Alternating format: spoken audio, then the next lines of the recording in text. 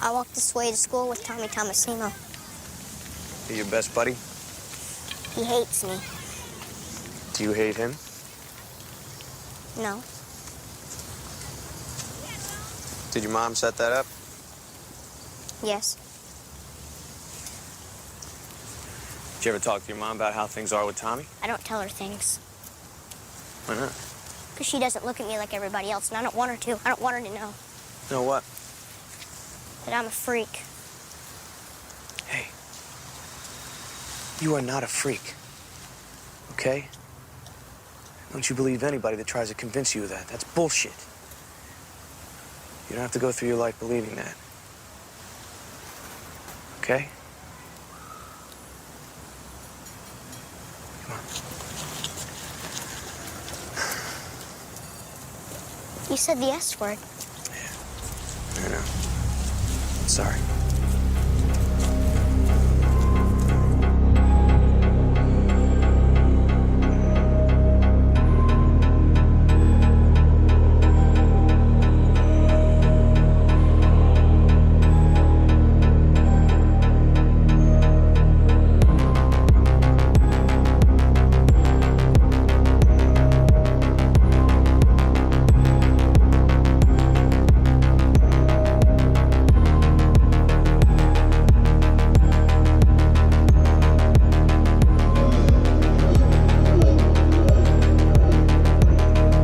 Welcome to night 10 of 13 Nights of Halloween. I've got a guest back with us tonight. Travis, you'll remember him from the Mars Attacks episode. Go ahead and say hello. Woo, hello, everybody. Glad to be back. We're glad to have you. And tonight my wife is joining for this episode. So, Bailey. Hello. There we go. And I'm here. we are going to talk about The Sixth Sense tonight from M. Night Shyamalan. Did I say that right? I never know how to say his name right. It's actually Shyamalama Ding Dong. That's what I say in my head every single time. I'm not even kidding. I almost said it, but I didn't. All right. So The Sixth Sense. Story breakdown for you. Cole Sear, a troubled child, is gifted with a unique power to communicate with the dead. He consults an equally disturbed psychologist, Dr. Malcolm Crowe, to help him out of this strange problem. This was released October 7th, 1999. And let's dive into it. Who wants to take the lead on these scores? You're both technically guests, so I will fall wherever you would like. I be a Southern gentleman, so I say ladies first. That's what I was thinking. Okay. Bailey, what are you thinking? What's the first thing? Story. What is your score for this story? I'm gonna go ahead and give it a hard 5 because it's good, and it's not really the same as like anything else I've ever seen. So I'm going 5, and that's all I have to say. Mm-hmm. All right, Pretty Travis. good. Yeah, I'm looking at my scorecard. I must have hit the wrong button because I'm agreeing with Bailey here. This is for as far as the story goes, this is a 5. The originality of it, and back when I first saw this movie as a kid, wow, talk about blew my mind. It blew everybody's mind. Especially, and I'm sure we're going to get to it at some point during our conversation, the twist ending, what M. Night Shyamalan has become known for. It's a ghost story, psychological horror.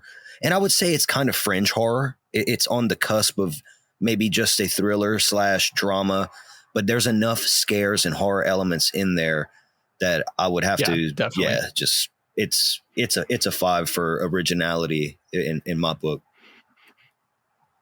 Yeah. We're unanimous on this one. I gave it a 5 too.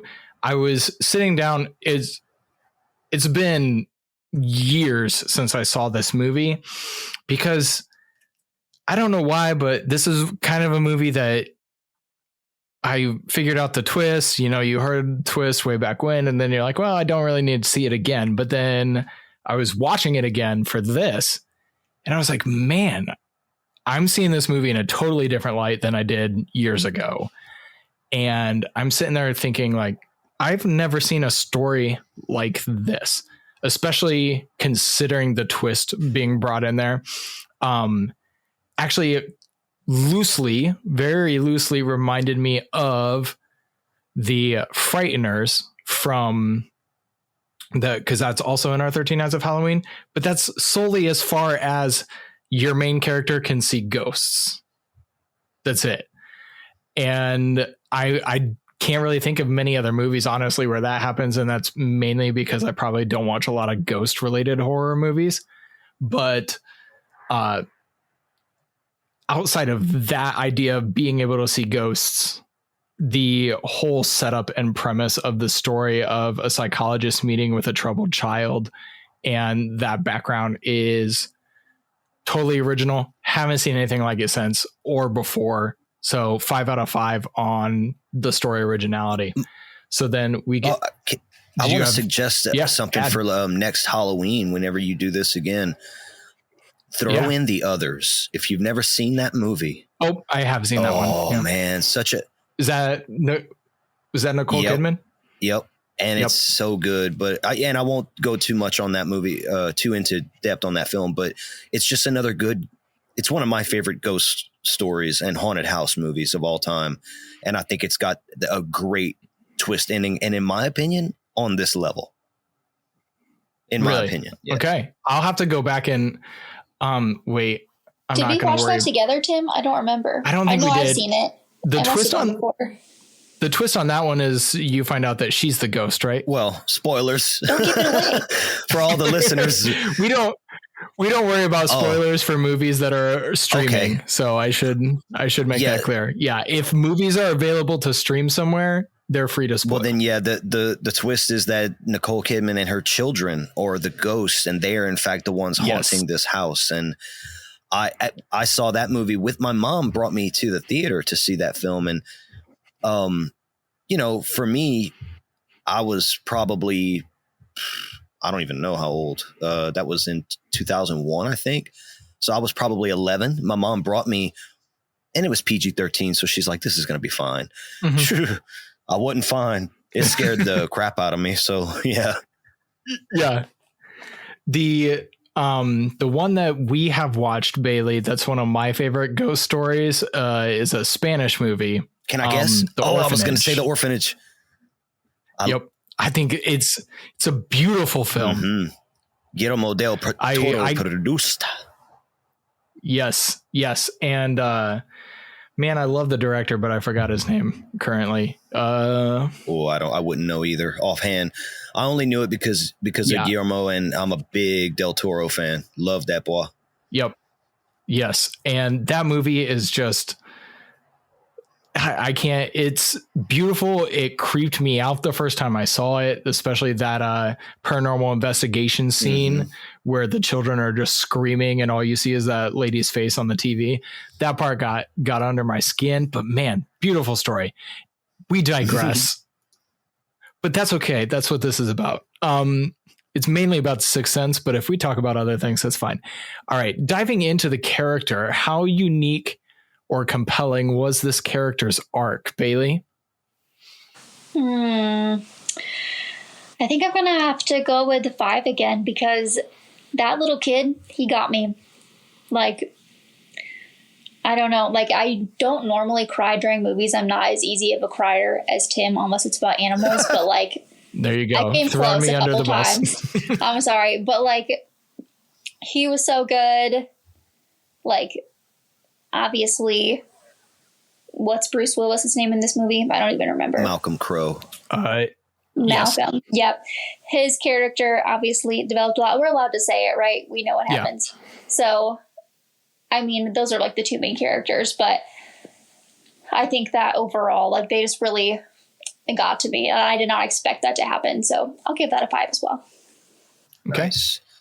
Travis. Yeah, same thing. Me and we're so far, we're all, because I have a feeling that Tim is going to come in. I think you are strong, but yeah, it's not just, it's like you said, it's Cole, it's Malcolm's story arcs, the scared little boy who's having to cope with the trauma of this gift that he has, and he doesn't know how to use it yet.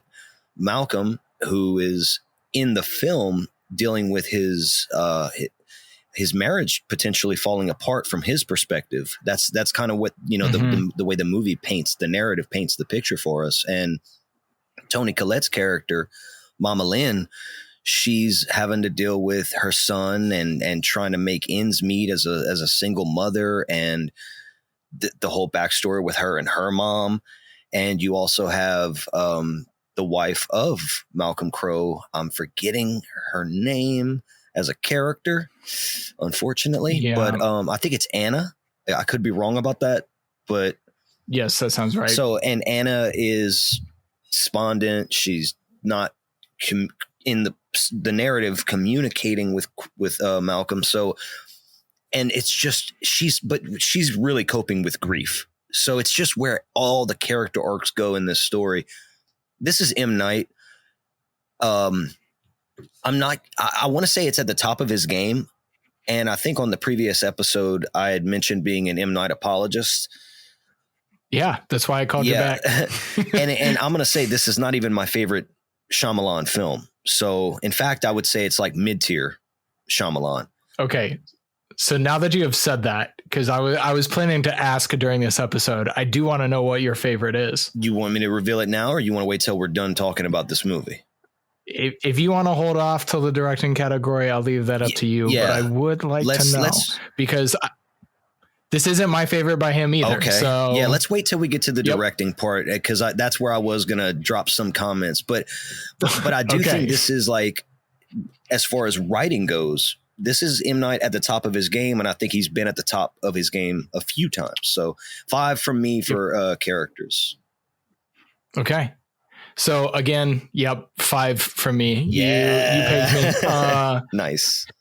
So the part that you mentioned, kind of the child dealing with the trauma, and I was watching this movie again years later through a much older lens than when I was 15, 16 watching it the first time. And just realizing the emotional weight of the storyline, it's so much more than a jump scare movie.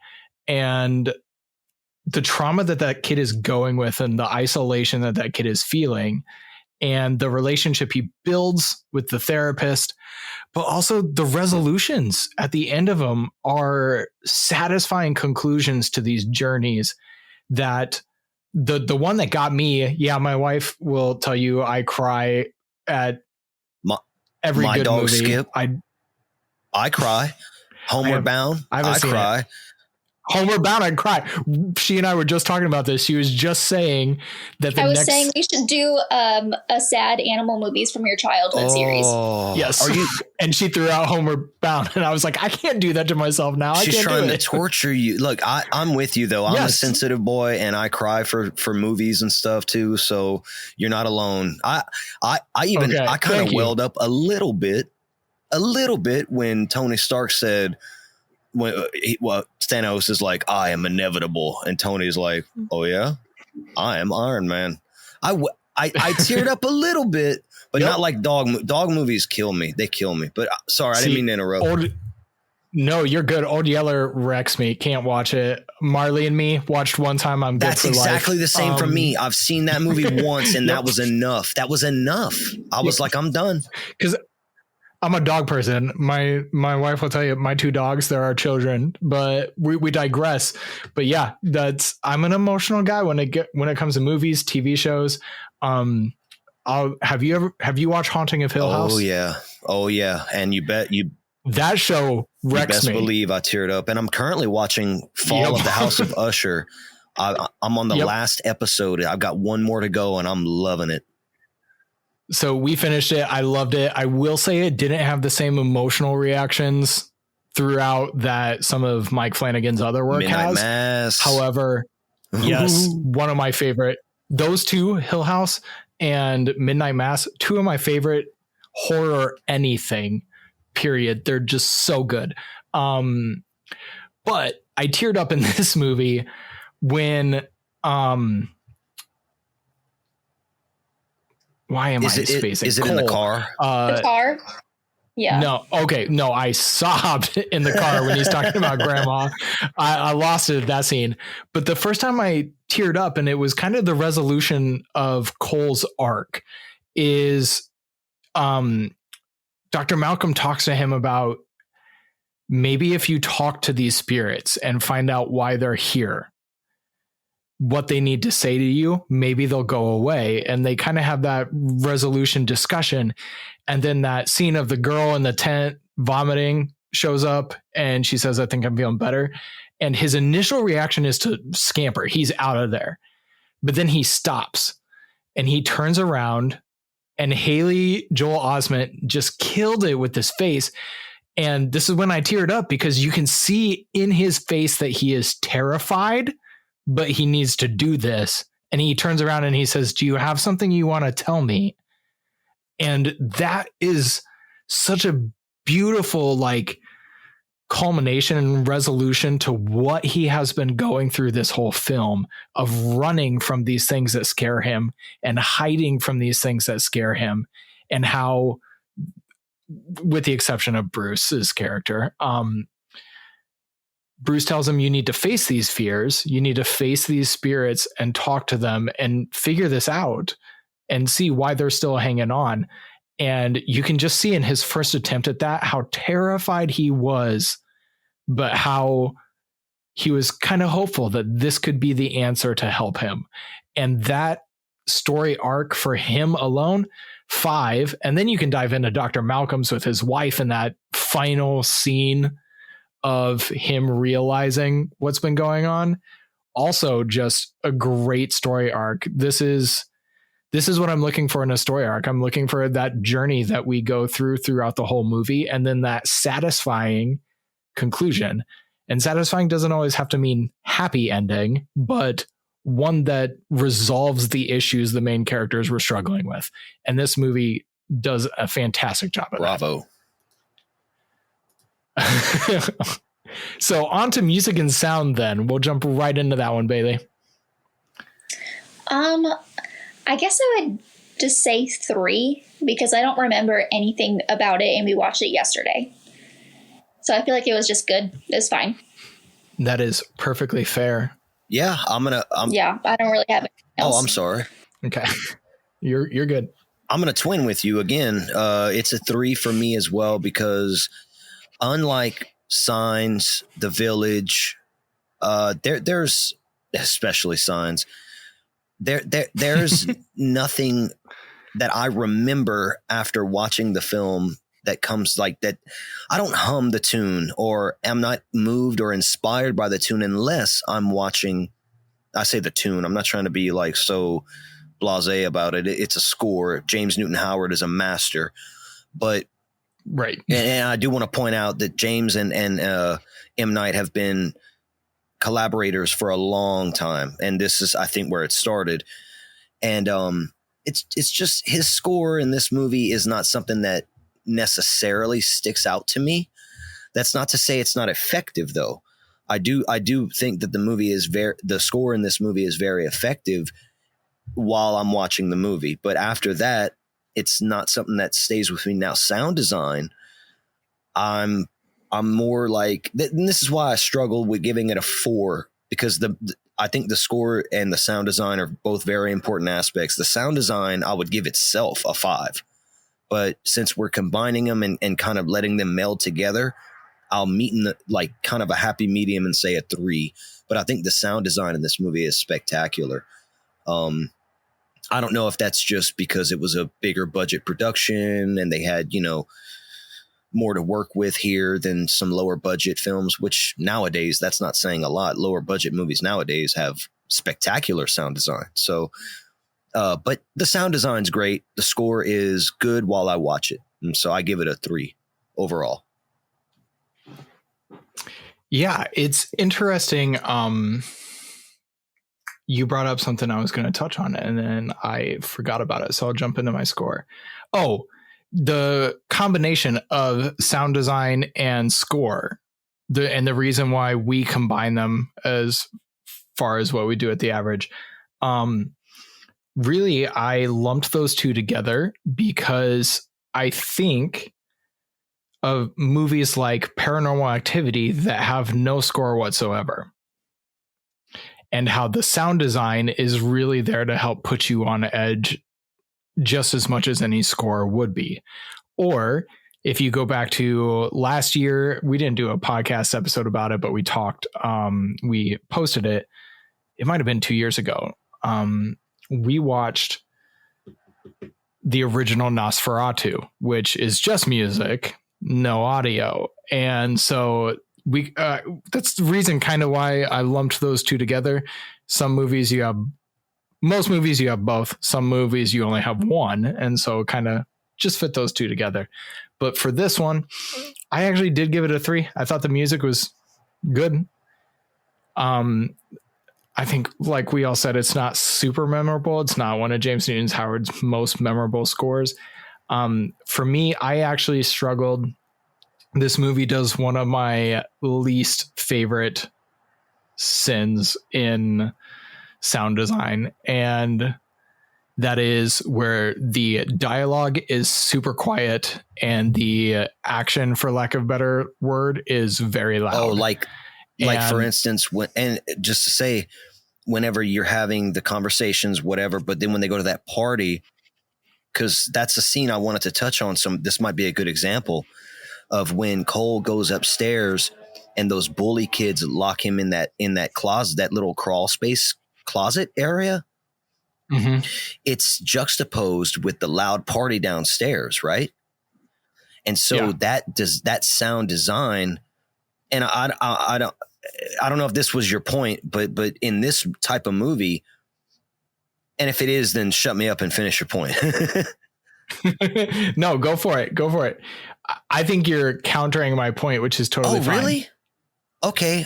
So are you saying it was done intentionally to heighten that moment? I think so. I think in this type of movie, at least that's the way I felt watching it again for this review, and how I feel like I felt every time I ever watched it, is that you get these very quiet, intimate moments, and then bam, it's like, oh shit. Oh, damn it. You're okay. You're okay. I'm sorry.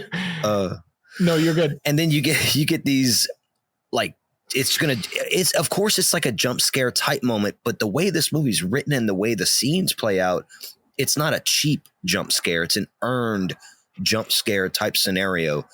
And I like that when Cole is upstairs and he's in that little crawl space and you hear the voices talking to him and the music's happening downstairs. He's screaming. The parents start hearing it, even though, I like the juxtaposition is what I'm saying, I guess. And I think this movie earns that, in my opinion. And I think that's a totally fair, especially that scenario. I think what bothers me, and I see it done a lot, especially in serious dramatic roles in movies, is those quiet moments of dialogue when they're almost whispering to each other. And that drives me crazy because, I'm getting up there in age. I can't hear as well as I used to. Turn that volume all the way up. And then, my wife unmuted because she was about to say something about me being old, weren't you? Well, I wasn't. No, I was going to say, because we have a hard time with TV and sound anyway, because usually while we're watching anything, the dogs are playing. So we have to have it turned up way loud or else we can't hear anything. So I wasn't making any comments about you. I'm a loud movie watcher, by the way. Like, I will turn the movie not all the way up, but I will turn it way up. Even if it's a loud movie, I don't know. I like watching it super loud. So, cause I like the ambiance of a movie theater, and anytime you go to a movie theater, even if it's a quiet movie, it's still loud. It's turned up. And so I want to recreate as best I can the experience of going to the theater in my own home, because I'm a theater fan. I love the cinema. I hope it never dies. And I'm with you there. That's my favorite way. Yeah, exactly. Favorite way to watch a movie is at the movies, but at home I crank that up like Jason Statham. Yeah. I used to, I won't throw my wife under the bus, but she won't let me buy a new receiver. So we have all the surround sound speakers, but my receiver died. And I haven't replaced it yet. So someday I'll replace that and then rehook up all the speakers, and then we'll be set. But this is probably an example of I didn't have the best setup to watch this movie. We did watch it on a different TV than we normally do, but that is just the 3 for me kind of goes for, I'm not always a big fan of the whispering to loud. And I think that's a fair critique. I mean, honestly, like you're not alone. Like, it has a way of lulling you. Like, it dulls the senses when it's so quiet, and that it's like you had pointed out, it's probably 100% on purpose, but it's just something that I've never cared for. I think for a movie like this and other films where it's well, you just said it's like a lulling, it's trying to get you to lean closer a little bit, and then boom, it gets you with that, the juxtaposition. Like like those early internet videos of like the car driving on the hillside, and you're supposed to look at it for a couple seconds and then something pops out at you. Yeah. And that's, in my opinion, that's an example of like a cheap jump scare. So yes, it would be. But as far as a sound design aspect goes, but not to get bogged down in it, but I hear you. And I think that, fair play, like it's not your style of like, I don't want to hear whispers and then suddenly bam, it's a big old loud thing. Yeah. And I get that. I get that with certain movies. It just depends on if it's earned or not, in my opinion. And that's kind of, but I'm still at a 3. I think we're all at a 3 right here, aren't we? We're all at 3s again. Yeah. So far we are lining Simpatico. up. Yep. So jumping into editing and special effects, we'll see if we continue to line up here. Bailey, what did you think of the editing and special effects? Editing and special effects, I'm going to say 4. Is that bad? I don't know. No, keep going. It's not. Yep, go for I was it. gonna say, like, I feel like it was pretty good. Like, I don't know. Because, like, there were obviously special effects when people are dead. And so they're doing makeup and stuff. And I think that was really good. But then,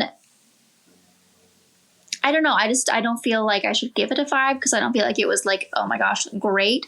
But I think it was pretty good, and I think I would believe those people are dead if I saw them in real life. Yep. That's fair. Yep. I laughed only because, once again, it's, for me, the editing and special effects in this film are a 4, and it kind of comes down to what you're saying. The believability of the ghosts and everything. This is not a special effects fiasco, so let's like say that right out the gate. This is a atmospheric piece when it comes to the editing and special effects. So editing again, and I think we had this conversation last time about the difference between the two on Mars Attacks. And I'm glad that you, on that episode, you fleshed out your reasoning for grouping them together. And on this episode, you fleshed out your reasoning for grouping the music and sound design together. So for a newcomer to the average, the more you exactly know. it helps to understand. And now I do. So for this one, this is a atmospheric piece, and in that regard, I'm going to say the editing of this movie is top notch. And why it gets a 4, because the special effects are okay. They're not. They're good for what their purpose is served. They're not here to be the showcase. The showcase is definitely the storytelling, the characters, the atmosphere. Right. And I think the editing lends itself to all of that. Again, M. Night at the top of his game when it comes to, now I don't know who his editor was, but everything I think passes through his final say. He seems like that auteur type of director where I believe he collaborates with people. And based on what I've seen from him, he definitely does. But I also know he's the end all say all. He has the final say, you know? So when the editing in this movie is great and I think you get a lot of what's going to come later from M. Night and his editing style, the way his films are shot, the things he focuses on, the way he frames something. And this is going to kind of lean into the directing category, which we're coming up on in a few categories, but that's all that to say, I'm going to give it a 4 as well. I like it a lot. Almost perfect. The only thing that would have made it more perfect is if this movie was rated R and we got some crazy gore from the ghost. But that's about it. But that's just me. That's just me. Yeah. So also, again, I lined up at a 4. Not much conflict in the scoring of this film, but it's really, really solid. I have to agree with you. There was a part of me watching this movie last night, Travis, that I was like, man, if you went into this a little bit harder, you could ramp up the horror and still keep the story. Mm-hmm. But I do think by keeping it a PG-13, he hit a much broader audience. But it's, it's a different taste. But I thought actually for a PG-13 movie, some of the spirit, especially the boy with the back of his head blown off, I thought that was pretty visceral for a PG-13. I was like, I don't think it would change the rating of the movie because it's such a brief moment, but I was like, ooh, that one, like just the idea of it being a younger person and the makeup on it was really good. They did a great job with the practical effects. There's a couple moments in the editing that I almost gave this a 5. And so I feel like I'm nitpicking here to justify the 4 because I thought it was just really, really solid all the way across. Nitpicking, there were a couple too many fade to blacks for me. So, and that's really nitpicking, but it's not something I use a lot or I see a lot, and it's not really something I like. It seems like a lazy editing choice to fade to black. But there were only a couple times that I was like, why do we fade to black there? There were other times that I was like, I get it. We're supposed to absorb the moment of what just happened. Let me guess. You wanted a Star Wars swipe across the screen edit, right? Yeah. I lost you there. I was saying you want a Star Wars swipe across the screen edit. Yeah. Or I think of Attack of the Clones. I think there's a radial clock wipe at one point. Like, yeah. No, I love clever transitions. I just think a fade to black is not really a clever one, but it can be used to like as punctuation for the moment. Like, ooh, something dramatic just happened. Let's take a breath before we dive into the next scene. I just thought this movie had a couple too many uses of them. Maybe it only had 2 or 3. I don't remember, but it did stand out to me. The other part, for the rest of it, I mean, like I said, I almost gave this a 5, so I feel like I'm really nitpicking because I thought it was really solid. Well, how do you feel in your heart, though? It sounds like you want to give it a 5. I might want to give it. You a 5. should if you feel like that. In my opinion, look, this is a slight pimping on the nightclub right here, but we go by our hearts, man. We go by our hearts, and whatever our hearts dictate, no matter what our guts say, no matter what our brains say, it's like my heart says this is we do the 10s, but if you know what, I ain't gonna try to sway you, but I feel like you should go with your heart on this one. Okay. I'll think about it as we go. Let's see. But I try to score based on my initial feelings after viewing. So I watch it. How did I feel about it? Like as credits roll, what am I thinking? And so I kind of go off that and then try to go back and justify why I gave it that. And sometimes I'm like, I don't know why I did. I forgot about this movie 20 seconds later. Like, man, no, I won't go into it. I just saw the haunting in Venice. Don't spoil. I haven't seen it. I want to see it. Okay, because I loved the first 2 movies. So okay, well then I won't spoil anything for you. How about this then? Fade to black, fade in. How does everybody feel about the script? Yes, there we go.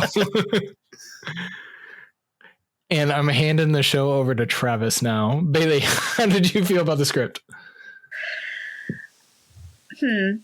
Well, I'm gonna give it a 4 again. Here's what happens when I don't do my scores before. Tim was yelling at me about it before we started, and I still didn't do it. I think I'm gonna do a 4. I wasn't yelling. Well, no, you weren't yelling, but I was telling you had to have it scored before we started recording. I was really busy. I was playing Just Dance. Yeah. It's fine. It's fine. But yeah, I think that there was like a couple times where like something that he said I thought was really good. But I mean, for the most part, I think it was just good for the story. But I feel like I only give scripts a 5 if I'm like crying or laughing. And this was just kind of like, it's good, but I don't remember anything like marvelous. So. Well, we will start to split because I give this a 5 for the script. When M. Night Shyamalan decides to go dark, he goes dark. You talked about the girl throwing up in that mystical little blanket fort. That is a prelude to a dark scene in this movie where a mother is poisoning her daughter slowly to death. And once Munchausen's by proxy. once Cole figures out that his purpose is to try to talk to these ghosts, thanks to Malcolm, he goes on a journey where he is trying to help all the ghosts that he sees in his life. And the saddest one is this little girl for me. Her mother, but children in danger and horror is, and I don't like this word, but it's a trigger for me. Not that I can't handle it or won't handle it. I can and I will, but it's something that makes me more uncomfortable than watching someone's head get cut off. It's just, it's uncomfortable, but it's important for the story, and it should not be censored or blocked, in my opinion. Yeah. It used to be considered taboo. I think it's, to have still is, have a child killed or in danger. But like you said, it's very important to the story. Yeah. And I want to point out, I think it still is somewhat taboo. You're not going to find it around every corner in a horror movie even, but, and that's just one aspect of this story. The script, the dialogue is fantastic. And that scene that you were talking about earlier, where Cole reveals his secret, it's just breathtaking. And that again goes to the editing and the pacing, the direction. Like it's a lot of things culminated in there, but it starts with the words on paper. And again, the twist at the end, how it all wraps up. This script is a 5. I can't give it anything lower because of what we're going to get to later with the it factor. Okay. So I actually, here's a brief moment where we disagree. I gave it a 4. I do think the script is great for all of the reasons that you said, especially Haley Joel Osment's or Cole's lines. There are many of his lines when he's describing his struggle that are honestly just bone chilling. The words coming from this child's mouth.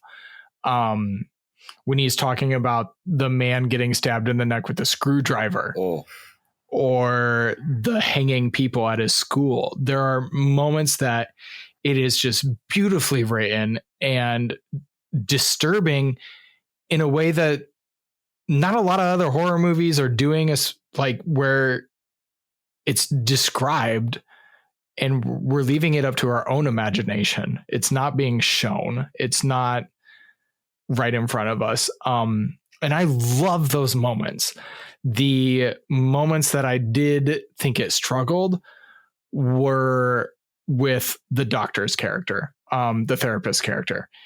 I thought there were just a couple times when he was like talking into his recorder that it didn't sound, I don't know. It didn't sound right to me. It didn't come across as if he was a professional. And I don't know if that was my knowing his situation and knowing how the movie ends and then trying to fit how that all works together throughout the film. I don't know. There were just some things I didn't love.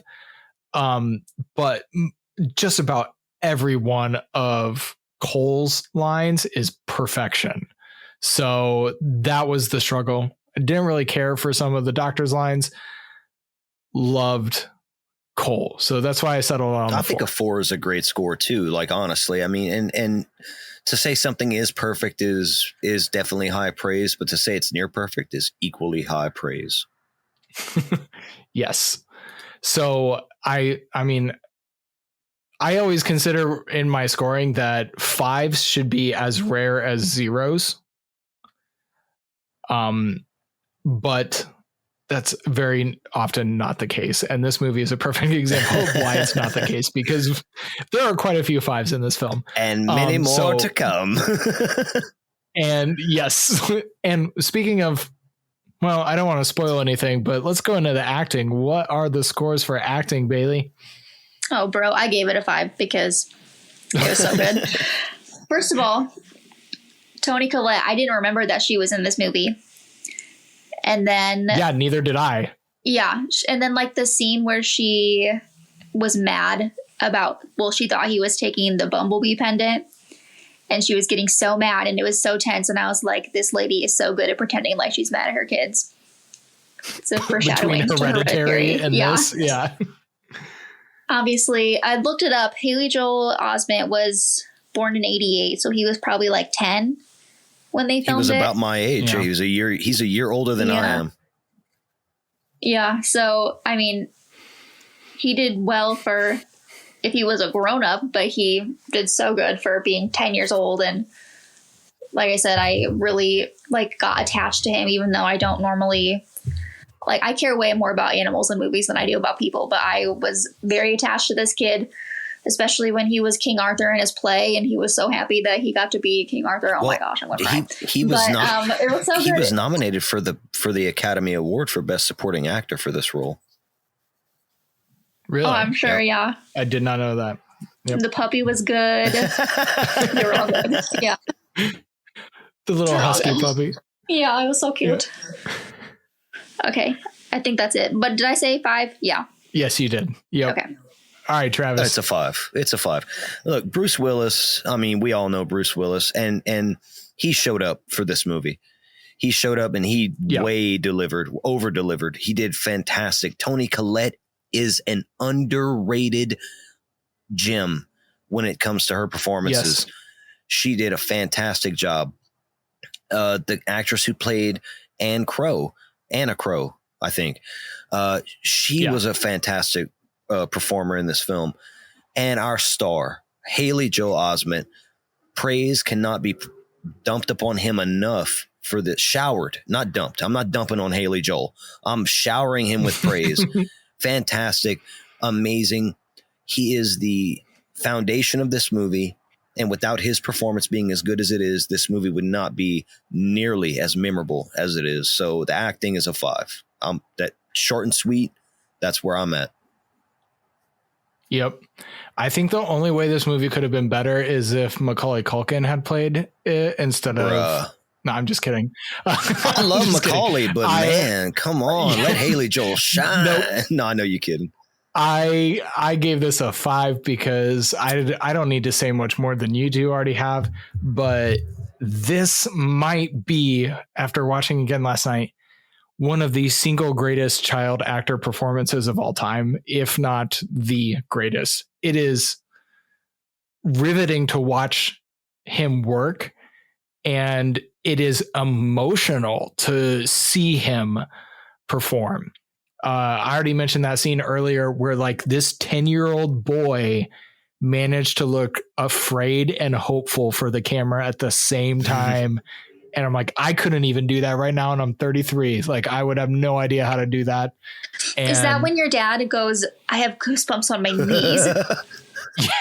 Yeah. My dad was in town last night and he watched this with us. Yep. I think that was he was. You know what we call that down south in Louisiana? The Cajun word for goosebumps? Frissons. What? I don't know if I could frissons. Yeah, that's good. I got the frissons, cuh. I'm gonna forget it's that. Very fancy. It's fancy. It sounds way too fancy.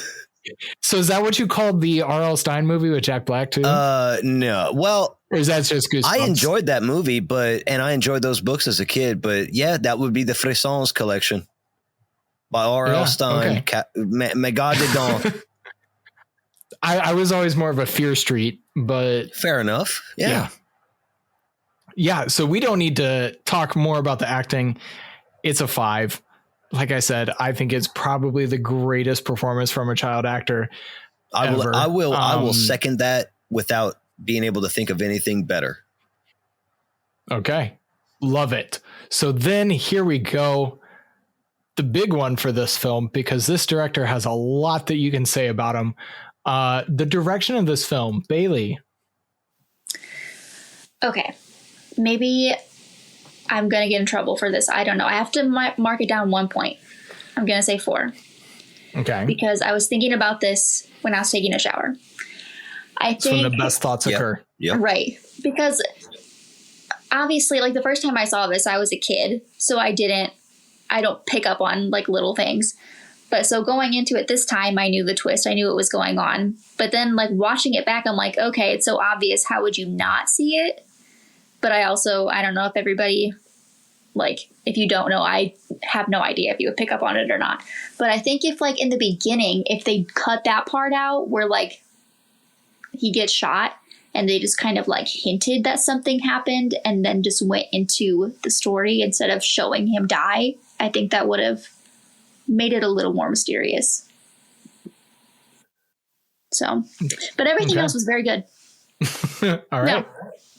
All right, Travis, this is your moment. It's a 5. And I'm going to say it because nobody was thinking that back in 1999. And Bailey, I appreciate your point, but it's the same as the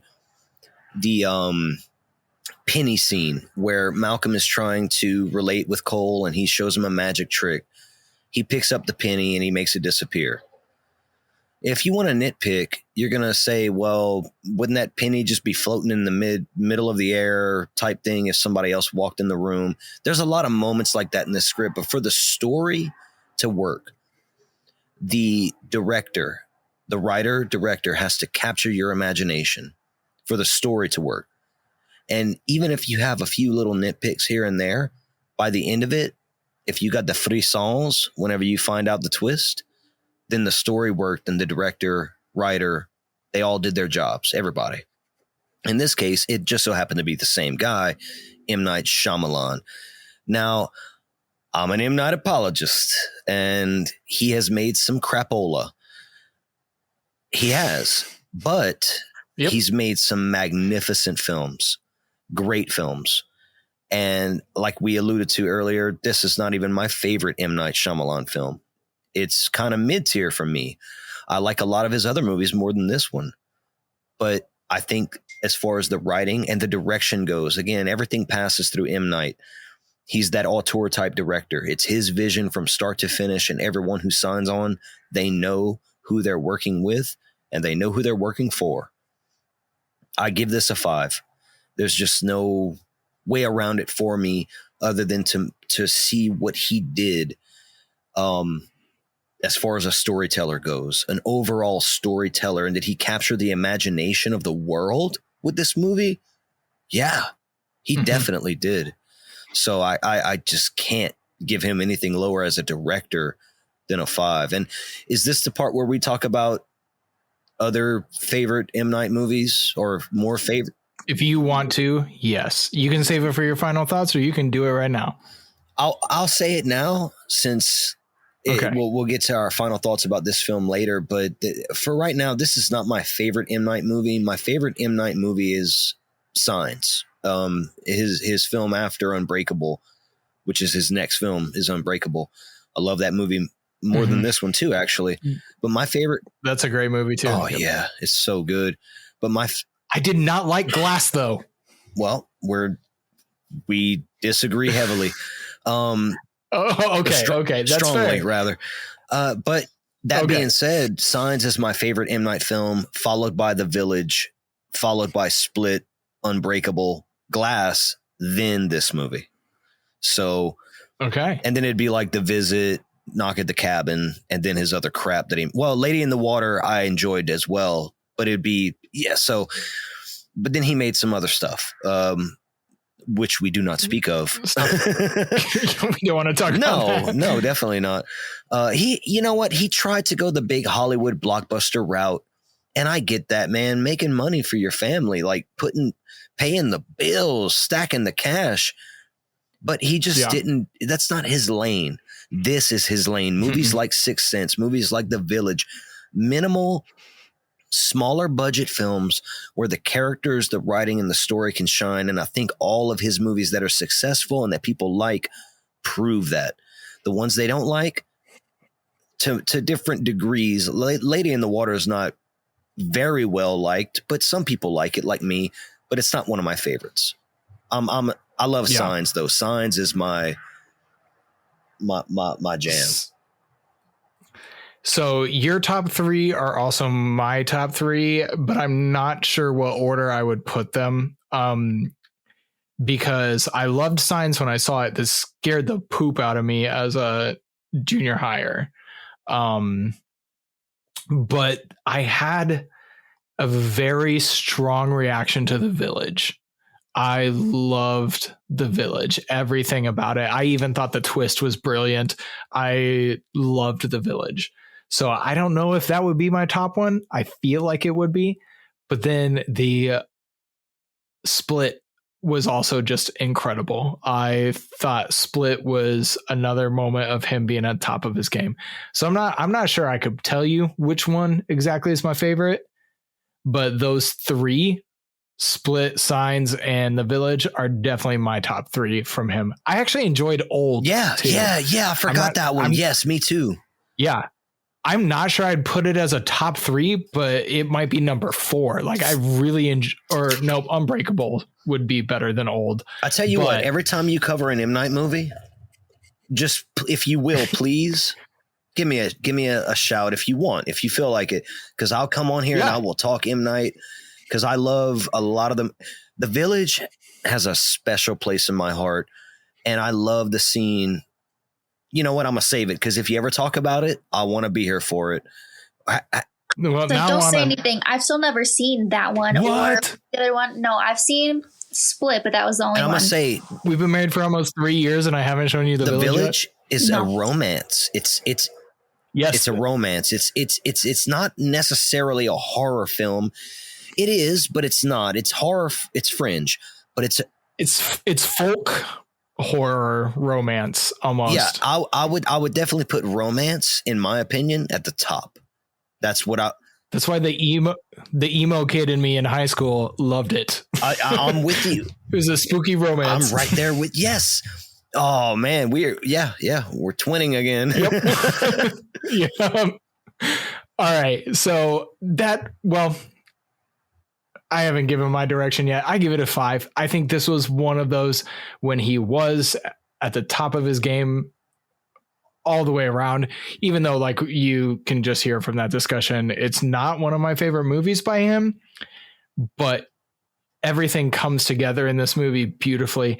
I do agree with Bailey on rewatch. It is very clear what the twist is, but I also thought it was a testament to how beautifully structured he did this, to have Toni Collette and Bruce Willis sitting in chairs in a room as Haley Joel Osment walks in, to give the audience the impression that there was a conversation going on that ended when Haley Joel walked in. Oh. And then in hindsight, you realize that she never knew Bruce was there. That's perfect. So there's beautifully structured moments like this that it is obvious to us that he's passed, but it's just, it's an artistic touch to create that moment that happens where your brain fills in the gaps of what you didn't see to make you believe that he is still alive. So it's a testament to M. Night on this one. I think he did a fantastic job. Second it all day. All right. So we are at the it factor then, wrapping it up. Bailey. I mean, I think obviously I got to go with a 5. Okay. Because everybody knows this movie. And it was like one of like the scary movies that I knew about when I was a kid that I would like sneak watch it when it was on ABC Family. And like everybody knows the I See Dead People, and it's just a classic. So I give it a 5. I agree with Bailey. For everything she said, it's a 5 for exactly that. This movie was a cultural phenomenon. It took the world by storm.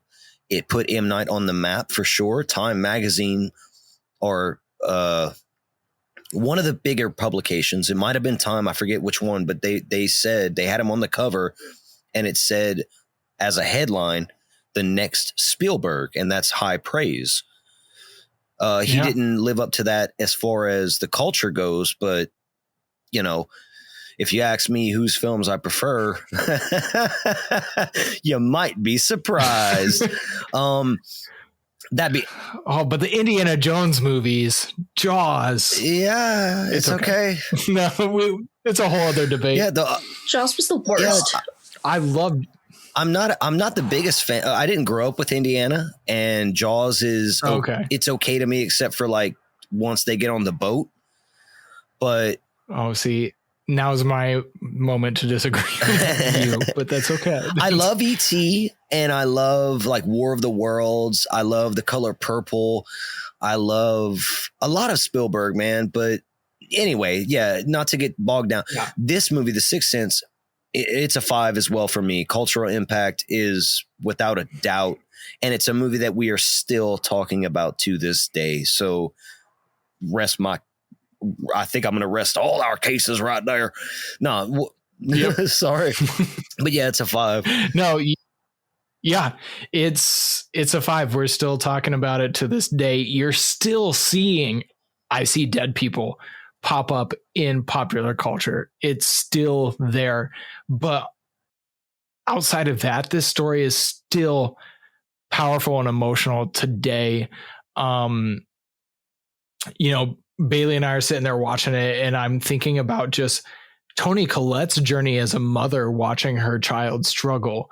Whereas years ago, I probably saw it from like a teenager's perspective. I'm not thinking about the parent. I'm thinking about the kid, and seeing it as an adult and thinking about it as a parent and having a child going through what Cole is going through in this film, it still resonates with people. It still can impact people. It also, I think that's why it sat on top of the box office for 6 weeks in 1999. It dominated the box office. It was a sensation.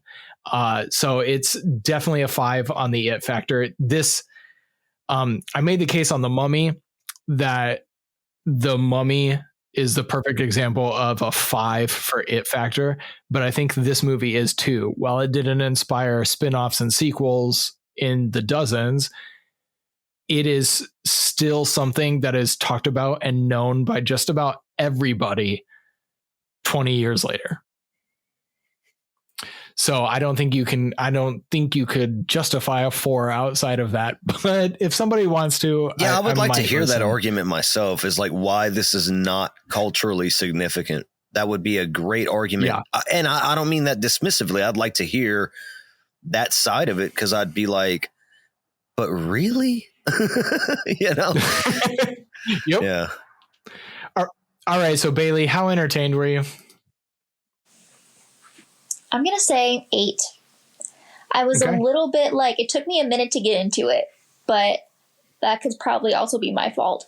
But then I still really enjoyed it, even though it was kind of wrecked me a little bit, like emotionally more than I thought it would. But I still, I like to be disturbed when I watch movies. So I did like it a lot. I'll give it an 8. I mentioned that to Travis last time we were talking, that you like to be disturbed. If I'm not disturbed, it wasn't good. Nice. Hereditary must be right up your alley. Oh yeah, I love that movie. Tim watched it with me one time and he's like, no, we're done. Never again. Have you ever seen There's Something About the Johnsons? No. You need to watch that. It's Ari Aster. It's his short film he made before Hereditary. It's more oh my gosh. Tim, we have to watch it. I'm sorry, Tim. I'm sorry, Tim. You're fine. You're fine. It's more messed up than that. Okay. Entertainment value. Look, I gave it a 7, and I struggled with this for a minute, but I'm gonna tell you why. This is not Please do. Based on your rating, it's a 0. It's so awful I don't ever want to see it again, to a 10 where it's like I will watch this immediately again. At the point I'm at now, as a film viewer, a horror aficionado, I would call myself, amateur aficionado. I'm not watching things back to back to back to back these days. So I rated it today. This is a 7. I will rewatch it every few years. I'm not going to jump back to it because back in the day, I watched it over and over again. I've already done that part. So it's not a 10. It's a 7 now. You'd be hard pressed to get a 10 from me for a movie I've seen 30, 40, 50 times. You know, like I've done it. So it gets a 7 from me for entertainment value. If you want to talk about how entertained am I during the watch, a 10. But based on the score, do I immediately want to watch this again? No thanks. I've seen it enough. I got it. You know? So I'm going to give it a 7 based on that criteria coming from just me. That's not to take away from the impact of the film and how awesome it is. It's just, that's just where I'm coming from with it. Yeah, and that's fair. I gave it an 8, and for much the same reason you gave it a 7, I gave it an 8 because I don't want to turn around and watch this again. It is a great film.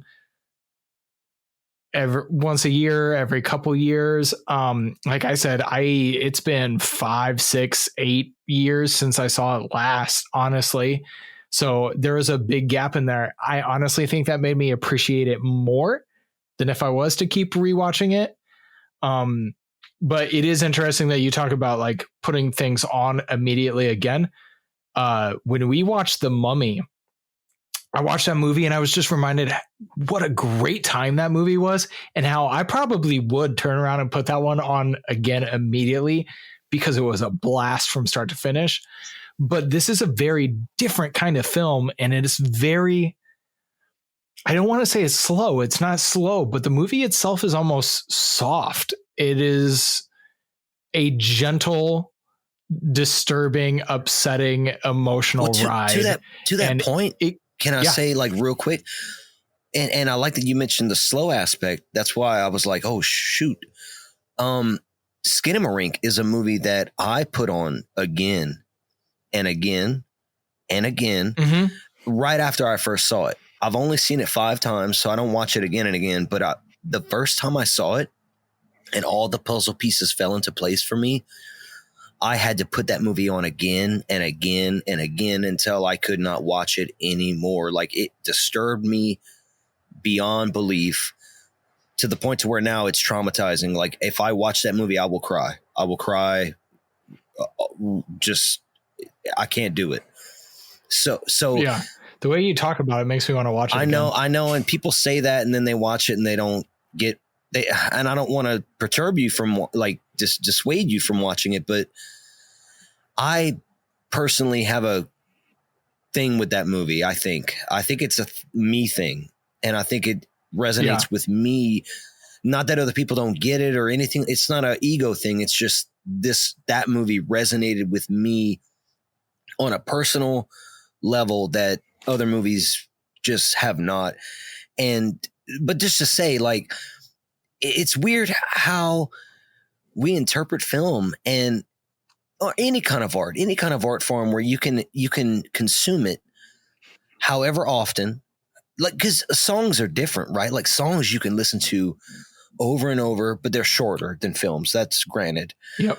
But eventually you get tired of a song, you get tired of a movie, and you've seen it enough, you've heard it enough. Sixth Sense is one that I'm like, I've seen this movie so many years ago, but the point you were making was that, like, The Mummy, you wanted to put right back on. And it is, I think, a more fun movie, lighthearted, something that's more turn your brain off versus something like this that's heavy. It makes you feel. Yeah. It's got weight to it. This movie has weight to it. And I don't know, as a movie watcher, where that makes something and I don't think there should even be a distinction, but I guess I have to ponder the thought, where does that give it more weight or credibility? Like, if I think more and feel more watching this, is this better than something that I just have fun with? I'm struggling with that as a watcher myself sometimes. I don't know. I give movies I have fun with high ratings all the time, 10s all the time. And I love movies that make me think and make me feel, and I give those 10s too. And I think the conclusion is irrelevant, but I still ponder the thought of what's more important. Maybe they're both important. And I think I shouldn't think about it too hard. Well, it's something I've pondered before as well. It's actually, so here I go into the way I created the scoring system again. The points you bring up are exactly why the first 8 categories for our scoring are about the quality of the film. So from the story standpoint, script, music, direction, all of that is about how well put together the film is. So for a movie like The Sixth Sense, I think I scored all of its construction higher than I scored The Mummy's construction. Now, The Mummy, I gave the enjoyment factor, which is twice what everything else is as far as the score goes, because it's a major part of it. But the enjoyment factor for The Mummy, I gave a 10. Loved it. It's a blast of a movie. But the enjoyment factor for this one came down just a bit. So I tried to take in exactly what you're talking about, and that like a higher quality film, a more important or deeper story isn't always going to be as enjoyable as a quote unquote popcorn flick. And so I tried to balance that out in the score, where a popcorn flick might not be perfect in its construction, so it's going to get points taken off there, but will be enjoyable and get some higher points there. The score is going to kind of even out at the end to show us hopefully a better representation of what we thought. So didn't you give Hereditary like a 1 for enjoyment? I think it was a 3. Oh, brother. The 3. But everything else, it was a 3. Yeah. Dude, the naked old people cult worshiping the demon head at the end. That, I appreciated. I scored the construction of. I scored the construction of that film basically 5s all the way across, but then that movie is an emotional journey that is a struggle for me to sit through. But yeah, so that is definitely that's a good point. I scored that movie 5s on just about every part of its construction, but a 3 on my enjoyment, which takes it down to a 43. That's still a very high score, but doesn't say it's a perfect film. Did I give my enjoyment? Yeah, I did. It was. You said 8, right? You did. I'm sorry. Yep. Nope, that's okay. It was an 8. Yeah. So we just talked a lot about it. So Bailey, you have your final thoughts for this film. Sure. I think my final thoughts is just I was surprised. Final score. Sorry. Yeah. So, I mean, obviously, being married to you, I have to watch a lot of movies all the time. So you're like, we got to watch Sixth Sense tonight, and I'm like, okay, whatever. And so, but then I didn't expect to like it so much because I think we all said the last time I watched it, I was a kid, and so I remember being freaked out by certain parts of it. But then watching it again now, I was, horrified, but for different reasons. It was more of like I'm very sad type of horror rather than like spooky. So I liked it. And I think my final score is 43. So that makes it in the amazing category for you. I would agree. I'll concur. Nice. Okay. My final thoughts on this is that I feel like this is M. Night strong. Writing, directing, the performances are amazing. The direction again is fantastic. Score not so memorable to me, but effective while watching the film. That's neither here nor there for this movie. for this particular movie because it's not its strongest suit, and I don't think it was ever meant to be. I will say I think it's something we already talked about. It's going to be talked about for years to come. We're still talking about it over 20 years later, right? So important film in the zeitgeist, especially in the horror community, which is my realm, over at the nightclub. And I'm a horror fan big time. That's my bread and butter. So I got to give my props to M. Night Shyamalan, and my final score is a 44 because I had to give I think I hit the wrong number on my scorecard for that first score.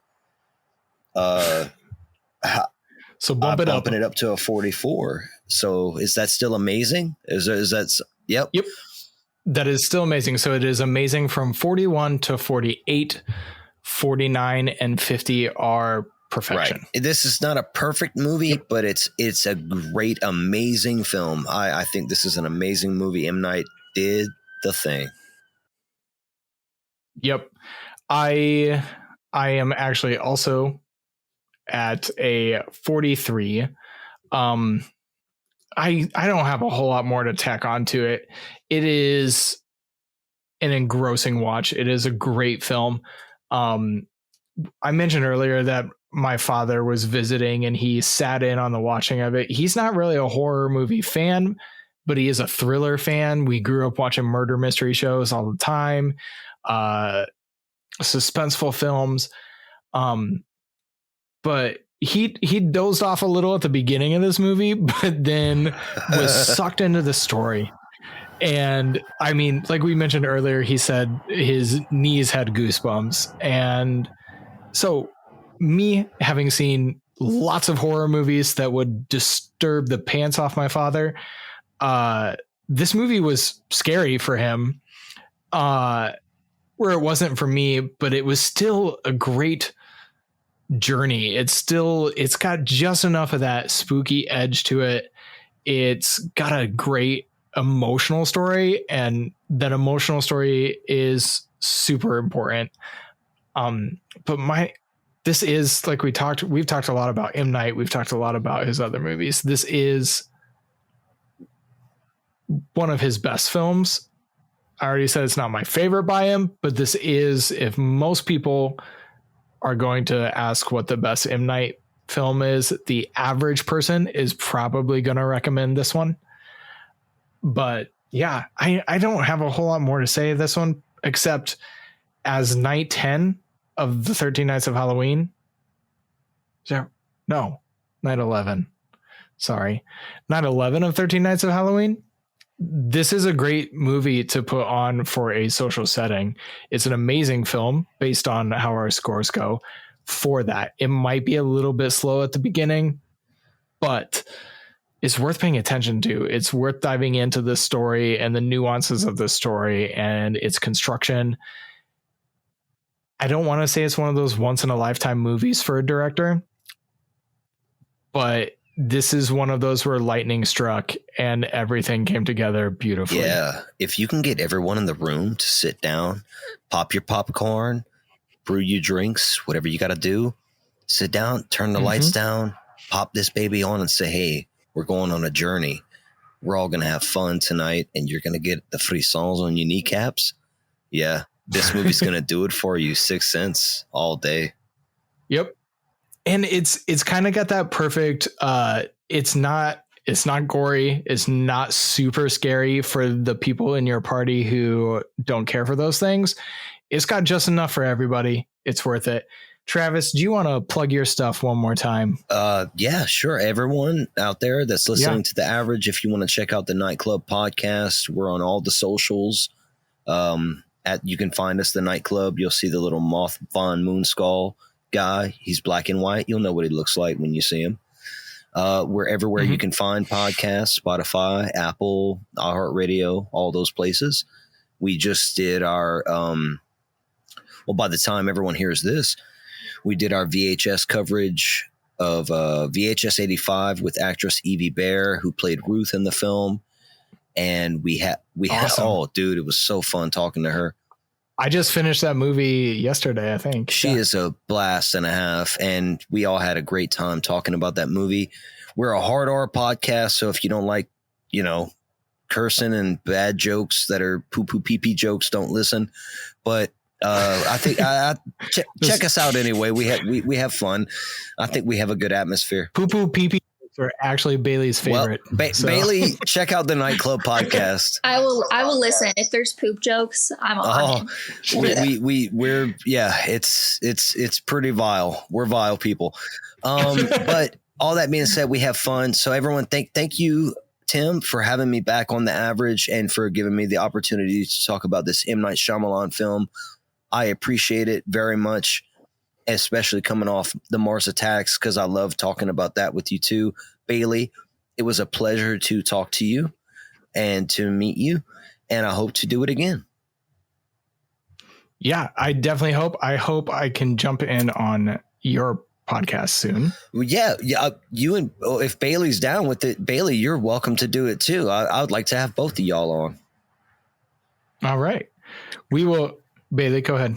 Well, I was going to say I don't have any podcasts, but I'm a math tutor. So if anybody needs a math tutor. Yeah, shoot us a message on Instagram. I'm horrible at math. So if you could teach me how to divide, because I still use my fingers for math. I'm from Mamu, Louisiana. All right. So. Are you still there? No. Thank God. I'm in Baton Rouge now. And yeah, but okay. No. But yeah, I still use my fingers for math. Yep. I count little dots on the paper. I'm married. She's the smart one in the relationship. She's creative too. So I can't really say I'm the creative one, but she's the brains of the different operation. Ways for sure. Yeah. I'm not good at like art, but I'm definitely a creative, and I'm not good at numbers and all that. So yeah, I'll take the math tutoring. I don't know math. Help me with numbers. Yep. All right, Travis, thank you so much for joining us. Bailey, thank you for joining the podcast. I'll see you as soon as I hang up. If you have been following along, this is night 11. We have 2 more nights in this countdown to Halloween that we call the 13 Nights of Halloween. So I hope you'll show up. 2 of my favorite movies are next. The next episode might get a little bit contentious, but then we're going out with a bang on Halloween. So we'll see you there.